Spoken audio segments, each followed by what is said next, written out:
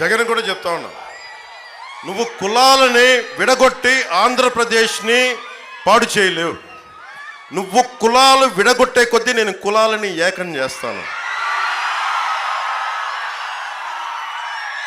నువ్వు శెట్టి బలిజల్ని వదలట్లా, కాపుల్ని వదలవు, మత్స్యకారుల్ని వదలవు, ఎస్సీ సామాజిక వర్గాన్ని వదలవు, ఎస్సీలని కూర్చోబెట్టి ఇంకా దారుణం చంపేసి మీ ఎమ్మెల్సీ చేత చంపేస్తే ఎంత ధైర్యం కాకపోతే మీరు డోర్ డెలివరీ చేసి నేనే హత్య చేశానని చెప్పి అతన్ని జక్కంపూడి రాజా గారు భుజాల మీద పెట్టుకొని ఊరేగిస్తుంటే వాట్ అండ్ అడాసిటీ అనిపిస్తుంది. ఎంత దురహంకారం లేకపోతే మీరు ఆ పనులు చేస్తారు. మీరు అంటే ఆంధ్రప్రదేశ్లో ఎవరికి ఆలోచించడం మీకు భయపడతారని మీరు అనుకుంటున్నారా?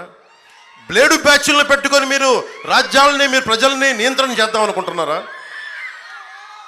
సజ్జల రామకృష్ణారెడ్డి గారు మీకు ఒకటే చెప్తున్నా, మీరు పులివెందల నుంచి వచ్చారో లోపల ఈ అరాచకాలు చేసే మీరు ఆ ఫ్యాక్షన్ మైండ్ సెట్ నుంచి వచ్చారో నాకు తెలియదు. ఒక విప్లవకారుడు పాలిటిక్స్ చేస్తే మీకు ఎలా ఉంటుందో తెలియజేస్తాను, గుర్తుపెట్టుకోండి. మీకు నా సంగతి తెలియదు. ప్రతిరోజు పొద్దున్న లేస్తే సాయంత్రం ఇంటికి వెళ్తే ఇంటికి వెళ్ళినట్టు అంతే. ఎందుకు చేస్తున్నాను ఈ సరదా? కోట్లు సంపాదించాను, కానీ ఈ నేల కోసం నిలబడే మనుషులు కావాలి. అల్లూరి సీతారామరాజు గారు ఉన్నారండి? కాదు.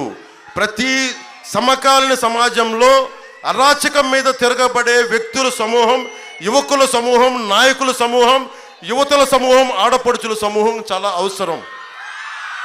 గతంలో ఉండేవారు అండి, ఇప్పుడు ఎవరు చేయట్లేదండి. కాదు, ఉన్నారు, ఇప్పటికీ చనిపోవడానికి సిద్ధంగా ఉన్నారు. అలాంటి చాలామంది ఉంటే ఇంకా దేశం నిలబడి ఉంది.